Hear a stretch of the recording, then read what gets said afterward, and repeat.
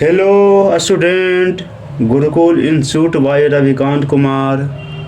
मैं YouTube channel के माध्यम से मैथ के IIT JEE सिलेबस के आधार पर डिफरेंशियबिलिटी टॉपिक पर वीडियो बनाया हूँ। इस वीडियो को आप बारीकी से देखें, समझें एवं सुनें। यदि इसमें किसी प्रकार का प्रॉब्लम है तो कमेंट के थ्रू सूचित करें। Next problem, let f(x) is equal to 2 plus cos x for all real x।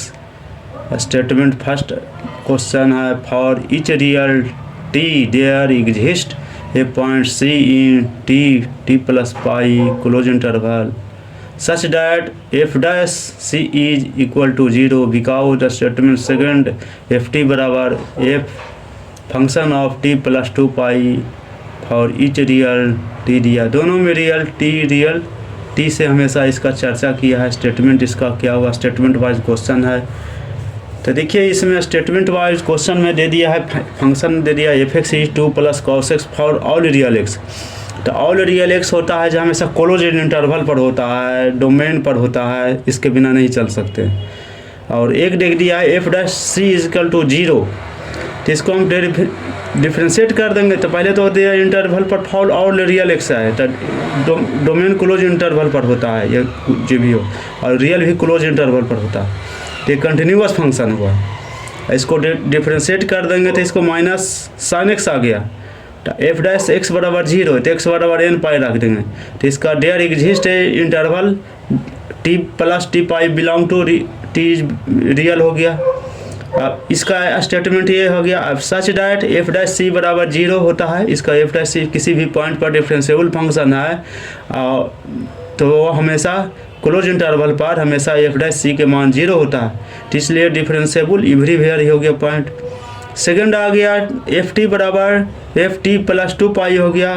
तो cos x बराबर 2 पाई, इसका टी टाइम पीरियड, इसका पीरियोडिक फंक्शन होता है, टी बराबर 2 पाई होता है। इसलिए F T plus 2 pi equal to F X के बराबर हो गया। तो एफ एक्स पीरियोडिक फंक्शन आ गया। इसलिए answer is B, statement is true है। लेकिन इसका जो सेकंड स्टेटमेंट और फर्स्ट स्टेटमेंट से तुलना करिएगा तो ये नहीं हो सकता, बिकॉज इसमें सेटलमेंट नहीं होगा। कारण वो डिफरेंशियल किसी क्लोज इंटरवल पर डिफरेंशिएबल फंक्शन है और डेरिवेटिव हमेशा क्लोज होता है लेकिन ओपन इंटरवल, लेकिन हम यहाँ पर क्लोज इंटरवल दे दिया, तब इसका किसी पॉइंट जब एग्जिस्ट करता है तो एफ डैश सी के मान इसका 0 हो जाता है।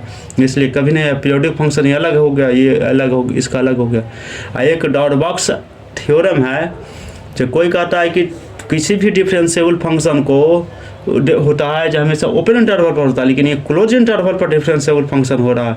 इसलिए किसी भी पॉइंट पर क्लोज इंटरवल में कोई पॉइंट एग्जिस्ट करता है तो एफ डैश सी का मान 0 होता है। यह है थ्योरम है, डॉट-बॉक्स थ्योरम का है। डॉट-बॉक्स थ्योरम कहता है कि कोई भी क्लोज इंटरवल पर किसी पॉइंट को एग्जिस्ट करते हैं, क्लोज इंटरवल पर, क्लोज इंटरवल लिख देते हैं। बार बार आया हो क्वेश्चन को भी आया हो, IIT का ये क्वेश्चन भी है। तो इसका एग्जिस्ट करता है किसी भी पॉइंट पर क्लोज इंटरवल में, तो एफ डैश सी का मान हमेशा 0 होता है। किसी पॉइंट पर सी पर 0 का पूछ रहा है, एफ डैश सी का मान 0 होता है। और यह IIT में भी ऑब्जेक्ट क्वेश्चन है, उसी को स्टेटमेंट वाइज क्वेश्चन में डाल दिया। इसलिए सोचने की आवश्यकता है, इसका कंसेप्ट ही है। और टी प्लस 2 पाई का मान होता है। तो साइन एक्स का ग्राफ जाइएगा, cos x का ग्राफ जाइएगा, तो जानवे करते हैं इसका साइन एक्स का जो आ गया हमेशा cos x पर आ गया सब है। तो इसका जो बाई एक्स पर आ जाता है, देखिए हमेशा ये रिपीट कर रहा है। हमेशा जहाँ जहाँ इसका जाएंगे इसका पीरियड हमेशा रिपीट करता है। तो हमेशा 0 से 2 पाई पर हमेशा ये रिपीट कर रहा है। तो इसलिए हमेशा इसका फंक्शन है फिक्स पॉइंट से रिपीट कर रहा है। तो फिक्स पॉइंट से जहाँ रिपीट करेगा 2 पाई का 0 से 2 पाई, तो हमेशा इसका पीरियोडिक फंक्शन चलेगा, 2 पाई चलेगा। करेक्ट हो गया आंसर। इसका स्टेटमेंट हुआ जो हमेशा ये चल जाएगा, इसका बी आंसर चल जाएगा। जो भी पढ़ें कंसेप्चुअल्स को पढ़ें और इसका ट्रिकली दौर आपको जो बनाने को बना देते हैं, लेकिन इसका ट्रिक देते हैं, ट्रिक को लिखिए, हर चीज़ करिए।